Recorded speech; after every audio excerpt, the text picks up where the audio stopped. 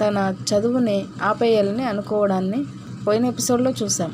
ఇప్పుడు ఎపిసోడ్లో ఏమైందంటే, నీకు ఆర్థిక ఇబ్బందులు ఏంటే మా అందరికీ లక్షల్లో ఫీజులు కట్టి సాయం చేశావు. ఇప్పుడు నీకు డబ్బులకు లోటు రావటం ఏంటి? మీరు కోటీశ్వరులైతేను మాకు చాలా ఆశ్చర్యంగా ఉంది అని అంటుంది ప్రేమ స్నేహితురాలు. దాంతో ప్రేమ అన్నిటికీ ఆశపడితే సరిపోదు కదే, మనదన్నది రాసి పెట్టి ఉండాలి కదా అని కన్నీళ్లు పెట్టుకుంటుంది ప్రేమ. ఆ మాటల్ని ధీరజ్ వింటాడు. ప్రేమకి చదువు అంటే ఇష్టం ఉన్నా కూడా తనకి భారం కాకూడదని చదువుని ఆపేస్తుందని విషయాన్ని తెలుసుకుంటాడు ధీరజ్.